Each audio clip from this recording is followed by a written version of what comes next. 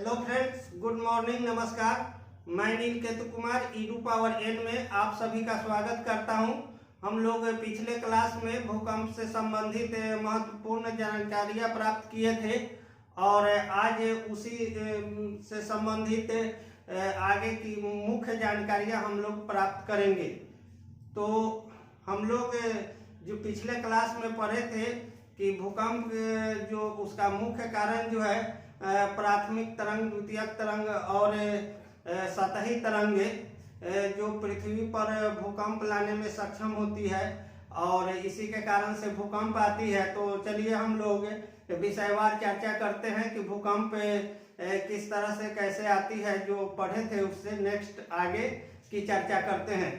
तो हम लोग पिछले क्लास में देखे थे कि भूकंप तरंगे जो होती है वो तीन तरह की होती है, पी तरंग और एस तरंग और एल तरंग। तो पी तरंग जो होती है प्राथमिक तरंग होती है, एस तरंग जो होती है सेकेंडरी तरंग होती है और एल जो तरंग है सतही तरंग है। ये पी तरंग जो होती है इसकी आवृत्ति काफी कम होता है। पी तरंग की आवृत्ति काफी कम होता है और ये काफी तेज गति से पृथ्वी पर गति करते हैं और इसका गति जो होता है 8 किलोमीटर पर सेकेंड होता है। और सेकेंडरी वेव जो होता है, जो जिसको हम लोग द्वितीयक कहते हैं, इसका तरंग दैर्ध्य प्राइमरी तरंग दैर्ध्य से अधिक होता है। और इस प्रकार हम देखते हैं कि ये वेव जो होता है पी प्राथमिक तरंग, वो क्या करते हैं कि गति तीक्ष्ण होने के कारण ये जहां से भूकंप उठते हैं, जहां से केंद्र बनता है, जहां ये पृथ्वी का कोरोड भाग है और यहाँ पर जहां ये प्राथमिक की तरंगे चलती है, तो यहाँ से अगर उठती है और यहाँ तक ये जो आती है, इसको हम लोग भूकंप का केंद्र, जहां से भूकंप प्रारंभ होती है, उसको हम लोग भूकंप का केंद्र मानते हैं। और इससे ऊपर जैसे जैसे जाती है और जहां पे जिस स्थल पर भूपरपट्टी पर धरातल पे जहां पे भूकंप का सीधी रेखा से जो मिलती है उसको हम अधिकेंद्र कहते हैं। उसको हम लोग क्या कहते हैं? अधिकेंद्र। अधिकेंद्र पृथ्वी के सतह पर होता है, जबकि केंद्र जो होता है भूकंप पृथ्वी के आंतरिक शक्ति के कारण आता है।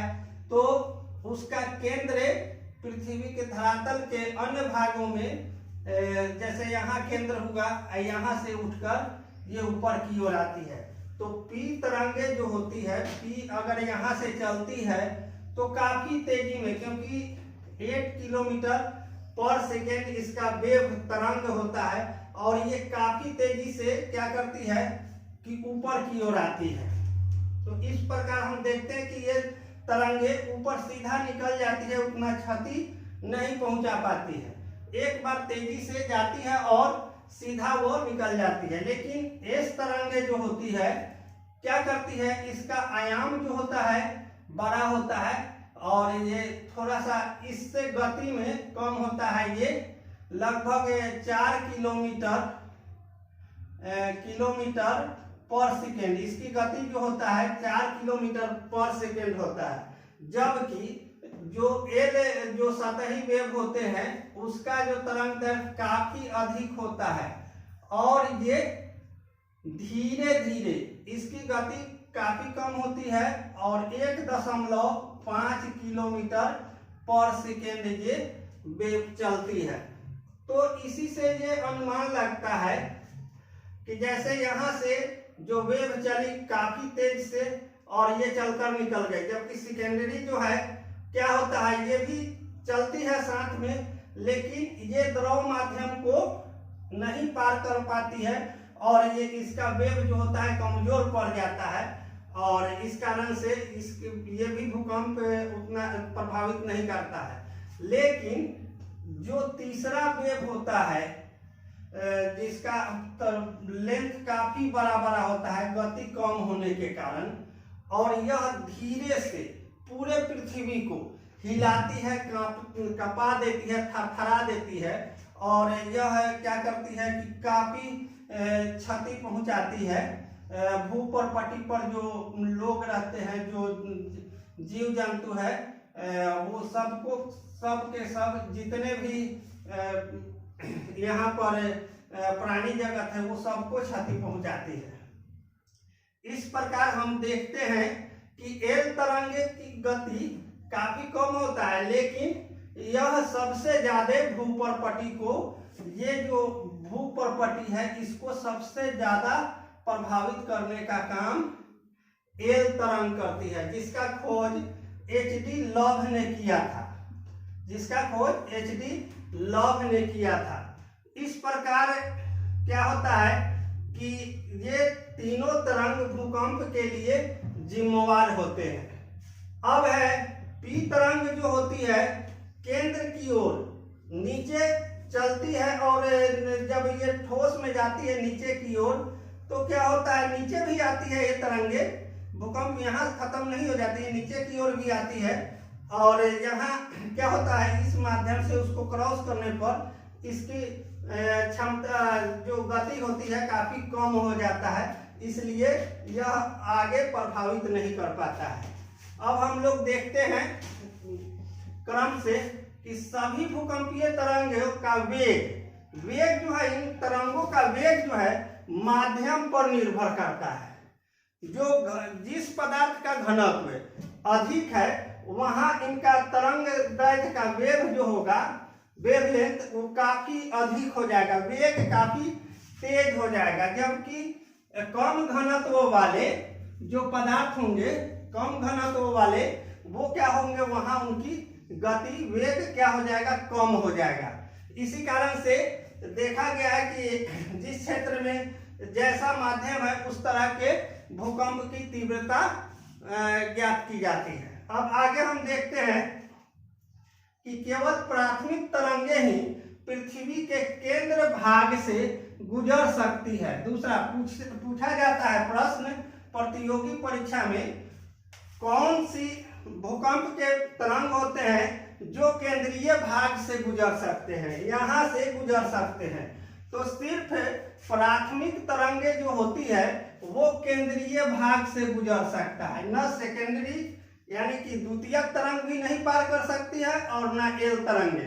लेकिन क्या है, प्राथमिक तरंग जो होती है वो क्या करती है कि केंद्रीय भाग से क्या करती है, आसानी से पार कर जाती है। लेकिन क्या हो जाता है, उसका वेग काफी कम हो जाता है। जब वह केंद्रीय भाग से पार करती है तो वहां उसकी वेग क्या हो जाती है, काफी कम हो जाती है। अब हम देखते हैं आगे का पॉइंट, जो द्वितीयक तरंग है, जो एस तरंगे हैं, सेकेंडरी तरंगे हैं, वो क्या हो जाती है द्रव में, इसको हम लोग गौण तरंगे भी कहते हैं। और ये द्रव में इनका चाल, द्रव से ये नहीं गुजर सकते हैं, लगभग द्रव में इनका चाल क्या हो जाता है, शून्य हो जाता है। और इस प्रकार ये भी भूकंप को लाने के लिए उतने प्रभावी नहीं होते हैं जितना कि एल तरंगे होती है। अब हम देखते हैं आगे कि एल तरंग या सतही तरंग ये धरातल के पास ही चलता है। जो भूपरपटी है, जो भूमि का ऊपरी हिस्सा है, पृथ्वी का जो मोटाई का ऊपरी हिस्सा है, इसी के आसपास क्या करती है कि प्राथमिक तरंगे एल तरंगे चलती है, जिसको हम धरातलीय या सतही तरंगे कहते हैं। और यह क्या करती है कि जैसा कि हम देखे हैं इसमें कि काफी इनका वेव आयाम काफी दूर होता है, इनकी चाल कम होती है, गति कम होती है। लेकिन क्या होता है कि वेव आयाम जो होता है इनकी, वो दूरी, तरंग दैर्घ्य का जो दूरी होता है वो काफी ज्यादा होता है। इस कारण से वो पृथ्वी को इस तरह से हिला देते हैं फुल्ली। इस कारण से ये भूकंप लाने में सक्षम हो जाते हैं। और इसी तरंग से, एल तरंग से ही सबसे ज्यादा क्या होता है कि भूकंप आती है। इसी के कारण और ये पृथ्वी पर एक जो तांडव का दृश्य उत्पन्न होता है और सभी जितने बड़ी बड़ी इमारतें हैं या जितना चीज है सब के सब तहस नहस हो जाता है, ध्वस्त हो जाता है। बिल्कुल ही पृथ्वी का भूपर्पटी तबाह हो जाता है। कहीं कहीं ऐसा भी होता है कि धरती फट जाती है और उससे बहुत सारे रेत वगैरह निकलने लगते हैं। अब हम आगे देखते हैं भूकंप के उद्भव स्थल को हम लोग, जहां से भूकंप चालू होता है, जिस क्षेत्र से जहां पे भूकंप जहां से उद्भव हुआ, यानी कि जिस जगह से भूकंप शुरू होता है उसको हम लोग भूकंप का केंद्र कहते हैं। भूकंप का क्या कहते हैं? केंद्र। और जिस स्थान से वह धरातल पर पहुंचा, धरातल के जिस जगह से पहुंचा वहां पे उसको हम लोग क्या कहते हैं? अधिकेंद्र। तो भूकंप उद्भव स्थल को हम लोग केंद्र कहते हैं, जबकि भूकंप जिस धरातल स्थल पर पहुंचता है जहां पे उसको हम लोग अधिकेंद्र कहते हैं। इसे हम लोग, इसमें ये तीनों वेव होती है, PSL मतलब प्राइमरी, सेकेंडरी और एल तरंगे यानी कि सतही तरंगे। ये तीनों तरंग एक साथ चलती है, लेकिन पी तरंगे, प्राथमिक तरंगे तेजी से निकल जाती है और सेकेंडरी तरंगे द्रव अवस्था को पार नहीं कर पाती है, जबकि एल तरंगे जो प्रकृति उनकी होती है उसमें तीनों तरंगे चलती है और ये काफी पृथ्वी को झकझोर देती है, हिला देती है भूपर्पटी को, ऊपरी भाग को, धरातलीय क्षेत्र को, और वहां पर एक भूकंप आ जाता है। फिर इससे पृथ्वी कांपने लगती है, थरथराने लगते हैं, हिलने लगते हैं। इसी को हम लोग भूकंप कहते हैं। अब आगे हम लोग देखते हैं भूकंप के ठीक ऊपर अधिकेंद्र होता है और सबसे पहले जहां पहुंचती है उसको हम लोग क्या कहते हैं? उसको हम लोग कहते हैं अधिकेंद्र, और जहां से शुरू होता है उसको केंद्र कहते हैं। अब भूकंप के तरंगों की तीव्रता प्रतियोगी परीक्षा में बार बार पूछे गए हैं और अभी भी पूछे जाते हैं। भूकंपों की तरंगों की तीव्रता जो हम लोग सिस्मोग्राफ नामक यंत्र से ज्ञात करते हैं। सिस्मोग्राफ से हम लोग भूकंप की तीव्रता, कितनी तीव्रता है वेवलेंथ का, उसको हम लोग ज्ञात करते हैं। और भूकंप के कारण ये काफी महत्वपूर्ण है कि भूकंप का क्या कारण है, ये वेव जो चलती है किस तरह से और कैसे, ये तो जाने, लेकिन इसका कारण क्या है। तो भूकंप आने का कारण जो है विवर्णीय शक्ति, जो प्लेट के द्वारा जो निर्माण हुआ है पृथ्वी का, और उसी में अभिसरण और अवसरण, ये दो जो चीज है, अभिसरण और अवसरण, जो क्या करती है भूकंप को लाने में सक्षम होती है। तो हम लोग देखते हैं कि ये अभिसरण और अवसरण क्या है। तो सबसे पहले हम लोग क्या करते हैं कि देखते हैं कि पृथ्वी का निर्माण जो हुआ है विभिन्न प्लेटों से हुआ है और विभिन्न प्लेट पर पृथ्वी बना हुआ है जहाँ पे हम लोग रहते हैं। तो जो महाद्वीप का निर्माण हुआ है, जैसे एशिया, अफ्रीका या ऑस्ट्रेलिया, ये सब जो महाद्वीप हैं वो सब के सब क्या है कि एक प्लेट पर निर्मित है। अब ये जो विवर्णी शक्ति जो कार्य करती है, जब ये दो प्लेट आपस में एक साथ सटने लगते हैं, तो सटने लगते हैं तो इस जो जगह है, यह जो एरिया होता है, इस एरिया में इनके सटाव के कारण क्या होती है पृथ्वी का ऊपरी भाग जो होता है कांपने लगता है, थरथराने लगता है, जो भूकंप लाने के लिए जिम्मेवार होता है। तो ये सतहें होती है जिसको जब ये प्लेट जो होती है आपस में जब सटेगी, अभिसरित होगी, अभिसरण होगा, इसमें जुड़ाव होगा, तो यहाँ एक स्थिति उत्पन्न होगी जिसको हम लोग भूकंप कहते हैं। तो ये विवर्णी प्लेट जो होते हैं वो काफी जिम्मेवार होते हैं हद तक भूकंप लाने के लिए।